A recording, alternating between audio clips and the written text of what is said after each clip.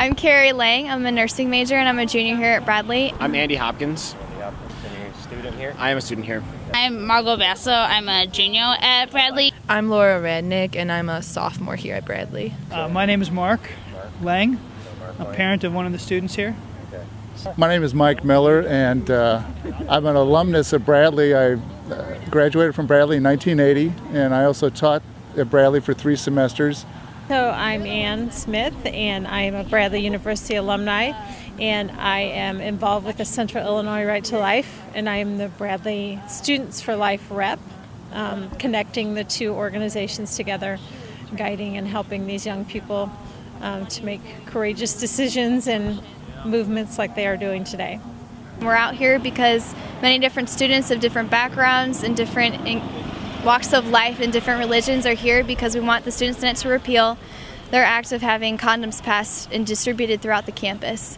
We want this resolution repealed peacefully, quietly, and hopefully as quickly as we can. And by instituting this policy, they're number one saying that fornication, sex outside of biblical marriage, is proper. That's number one. And number two, they're encouraging them basically to risk their health by contracting sexually transmitted diseases, by having an unwanted pregnancy, which I'm afraid might end up leading to more abortions in this community as well.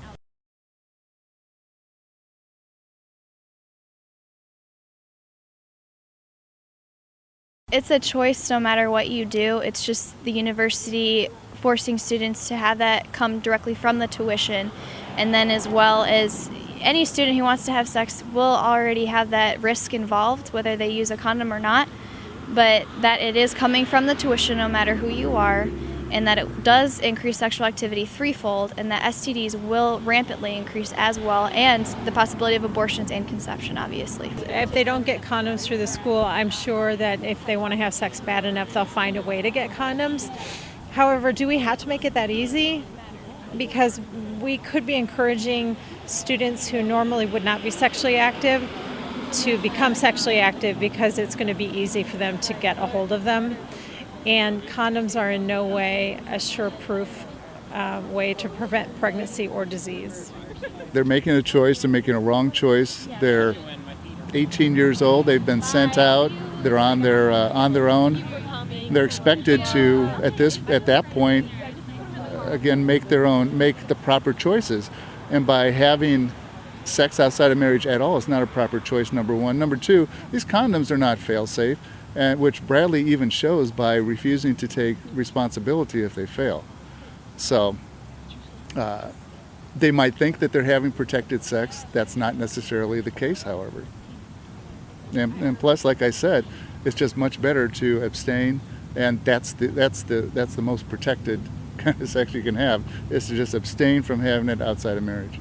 We're not opposed to helping students. We recognize that the student body is sexually active. However, I don't think that we should pay for their own condoms. If they can't afford 15 for $1 or to go to CVS or to drive to Planned Parenthood for free contraception, then why are they asking my parents or my grandparents or whoever's paying for my tuition to pay for their condoms? The teachings in the Bible, they have it between a man and a woman in a married covenant.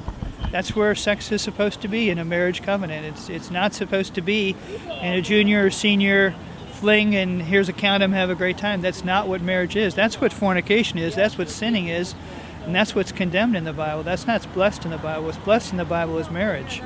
And sex is a blessing for the marriage. The first thing that's interesting about this is people have to realize that sex is not a casual thing. It's a very intimate thing.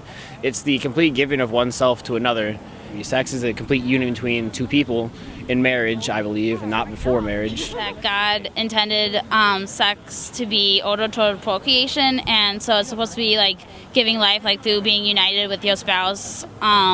You're supposed to like use sex to like create another child, hopefully, and by having sex outside of marriage, you're putting yourself at risk. And I just think that the ultimate goal for everyone should be to practice abstinence, because I feel like the world would be a much better place, and a lot of the world's problems would be solved if people would just wait until marriage and keep sex as a sacred act that God intended it to be.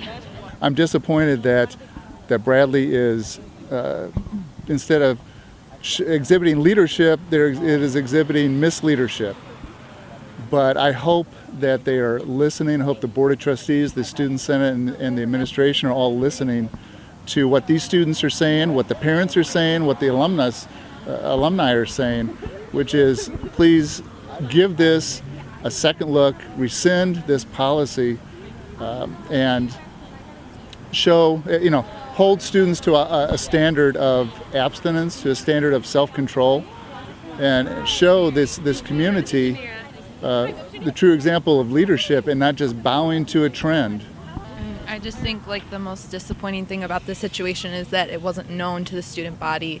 It wasn't easily figured out. We had to figure it out for ourselves that this was getting passed, and we're one small group that is trying to get it repealed. And I think if the word got out, more and more people would want it repealed as well. They just don't know about it because Student Senate did pass it almost, it seemed like, behind closed doors without the student body knowing about it. And that's what's so disappointing, is that the Bradley student body didn't know about it.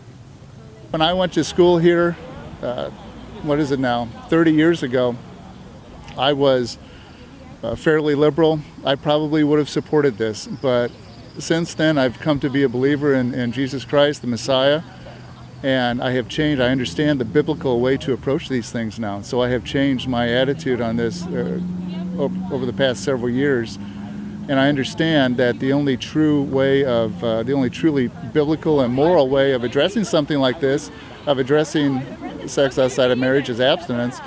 Providing condoms just encourages students, especially when you make it for free.